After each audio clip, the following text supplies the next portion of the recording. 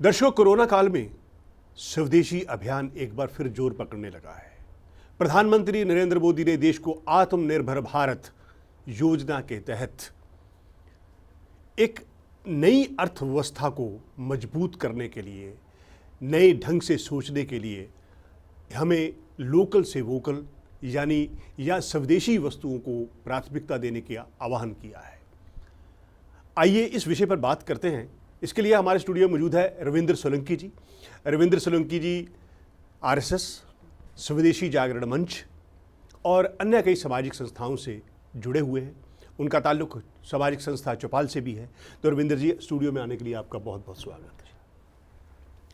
रविंद्र जी, मेरा पहला सवाल ये है कि जबकि देश को आत्मनिर्भर बनाने की चुनौती बहुत बड़ी सामने है और स्वदेशी अभियान भी, एक आवाज़ उठी थी कुछ दिन पहले लद्दाख से सोनम वांगचुक की, जिसके बारे में वो शिक्षाविद तो है ही हैं और 3 इडियट फिल्म में भी उनका जो कैरेक्टर है वो आमिर खान ने किया था। तो सोनम वांगचुक ने ये कहा था कि अगर हमने अपने देश को आत्मनिर्भर बनाना है तो हमें स्वदेशी वस्तुओं को अपनाना होगा और चीनी वस्तुओं का बहिष्कार करना होगा। तो अब इस पर केवल सेना ही नहीं, आप सब मिलकर भी हम जीत सकते हैं चीन से। तो ये जो सवाल, ये जो मुद्दा उठा है स्वदेशी का, आप स्वदेशी जागरण मंच के लिए काम करते हो, आप उनके लिए मेले जो लगते हैं स्वदेशी वस्तुओं को प्रोत्साहित करने के लिए, तो स्वदेशी इस समय कितना महत्वपूर्ण है? इस काल में दुनिया ने बहुत कुछ खोया भी है। ये काल ऐसी एक महामारी आई है कि दुनिया से बहुत कुछ लिया है, लेकिन मुझे ऐसा लगता है कि कुछ आया भी है, कुछ दिया भी है। इस काल में स्वाभाविक है कि हम जब देखते हैं ये जो काल आया था तो इसमें पर्यावरण को लेकर काफ़ी ये पाया गया कि हवा बड़ी शुद्ध हुई है जी।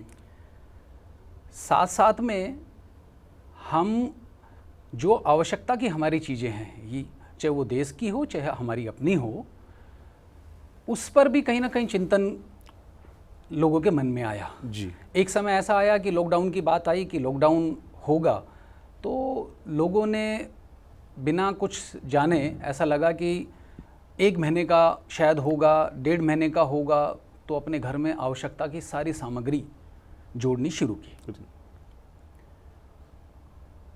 और उसके बाद में कुछ चीज़ों की छोटी मोटी, ज़्यादा नहीं हुई तो बहुत छोटी मोटी लगी। और इस जब हम बाहर नहीं निकल पा रहे थे तो ये भी ध्यान में आया कि हमें कितनी आवश्यकता है उतनी ही आवश्यकता का उपयोग करना चाहिए। किसी कारणवश से जब ये था कि भाई हम बाहर नहीं निकल पाएंगे तो उतनी ही चीज़ों की आवश्यकता, एक ये भी कि हमें जितनी ज़रूरत की चीज़ें हैं वो ही आवश्यकता का हमें उपयोग करना चाहिए, एक बात। दूसरा ये हुआ कि जब पूरा संसार में, विश्व में ये सब महामारी फैली और कुछ चीज़ें जो हमारी बाहर से आती थी उसकी शॉर्टेज हुई, उसकी कमी हुई, तो कहीं ना कहीं हमें लगा कि ये आवश्यकता की चीज़ें हैं और हमारे यहाँ नहीं हैं।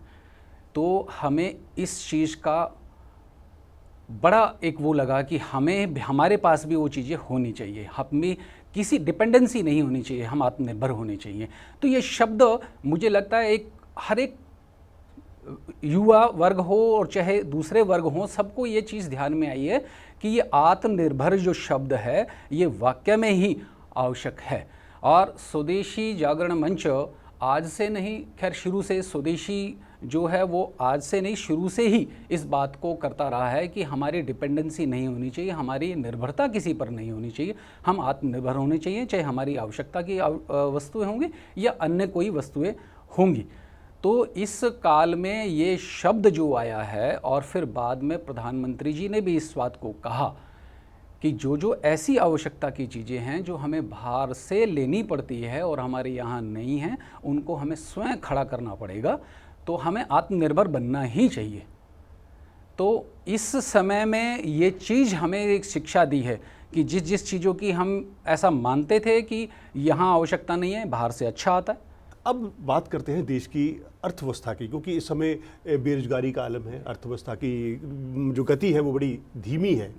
और प्रधानमंत्री नरेंद्र मोदी ने अपने पहले कार्यकाल में भी एक कौशल डेवलपमेंट की बात की थी कि हमारा युवा जो है वो स्किल होना बहुत ज़रूरी है, केवल किताबी ज्ञान से नहीं होना चाहिए।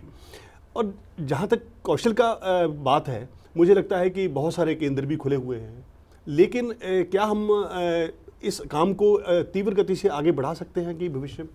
बिल्कुल, ये तो स्वाभाविक है कि अभी जिस देश का, जिस सरकार का शासन चल रहा है, ये इस देश का खुश नसीब भी कह सकते हैं हमारा, कि हमें ऐसी विज़न वाला प्रधानमंत्री हमारे पास अभी है। 1991 में नई ग्लोबल नीति देश में लागू की गई थी। देश के व्यापार, सीमाएं, सब चीज़ें खोल दी गई थी। हमारी कहीं ना कहीं डिपेंडेंसी अन्य पर बढ़ गई थी, सामग्री पर बढ़ गई थी। पहली बार ऐसा हुआ कि इसका एक अलग से मंत्रालय का गठन किया कि युवाओं को प्रशिक्षण मिले। युवाओं को प्रशिक्षण मिलेगा तो बहुत सारी ऐसी चीज़ें जो हमारी आज भी हम बाहर से हम उस पर निर्भर रहते हैं, बाहर की चीज़ों पर, तो यहाँ के युवा जब प्रशिक्षित होंगे तो उन चीज़ों की सारी चीज़ें यहाँ पर बनेंगी, रोज़गार उनको मिलेगा, उनका व्यापार बढ़ेगा। तो ये पहली बार ऐसा हुआ है कि माननीय प्रधानमंत्री माननीय नरेंद्र मोदी जी ने इस बात का आह्वान किया, और बहुत आवश्यकता अब ये लगता भी है। इस दौरान जो ये काल जो शुरू हुआ है और सब अपनी अपनी सीमाओं में बंध गए हैं, उस समय अब हमें इन चीज़ों की आवश्यकता लगती है कि कितनी ये प्रासंगिक है। हम एक सीमा में बंधे हुए हैं तो लगता है कि ये चीज़ भी हमारे पास नहीं है, तो ये चीज़ होनी चाहिए। स्किल्ड हमारे पास युवा हमारे होने चाहिए। इसी से स्वाभाविक है रोजगार बढ़ेगा। हमारे यहाँ विश्व में सबसे बड़ी युवा शक्ति भारत में ही है, और सबको, और ऐसा नहीं है कि जैसे जिस तरह से चाइना में, चीन में बहुत सारी ऐसा हब बने हुए हैं, वहाँ एक्स्ट्रा उनके देश से भी ज़्यादा उनको बनता है और वो डंपिंग करते हैं दूसरे देशों के लिए, और दूसरे देश का रोजगार कम से कम वहाँ जाता है। हमारे देश में प्रशिक्षण होगा तो स्वाभाविक है हमारे देश का युवा रोजगार पाएगा। इसकी बहुत आवश्यकता लगती है।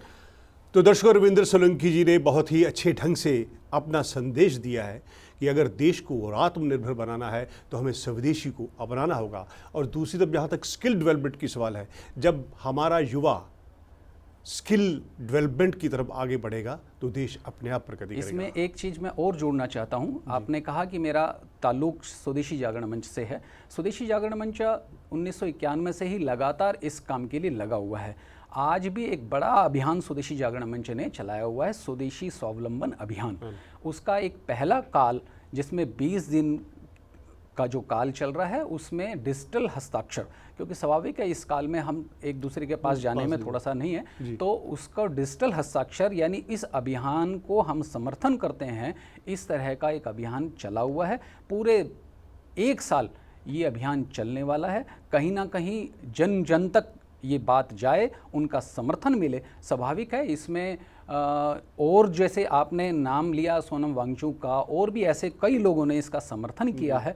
स्वाभाविक है देश का विकास केवल और केवल स्वदेशी के साथ ही जुड़ा है। जब तक हम स्वदेशी पर नहीं आएंगे हम आगे नहीं बढ़ पाएंगे। जैसे शुरू में हम हमारा देश विश्व गुरु था तो हम स्व के पर थे, तो अब फिर दोबारा मुझे लगता है कि वो समय आ गया है कि हमें स्वदेशी पर आना पड़ेगा, स्व पर आना पड़ेगा। हमारा देश स्वाभाविक फिर से विश्व गुरु बनेगा। इतना मेरा कहना। तो रविंद्र सोलंकी जी, स्टूडियो में आने के लिए आपका बहुत बहुत आभार व्यक्त करता हूँ। तो दर्शकों, अब समय हो गया है आपसे अलविदा कहने का। अगले सप्ताह नई शख्सियतों के साथ आपके सामने रूबरू होंगे। तब तक के लिए धन्यवाद।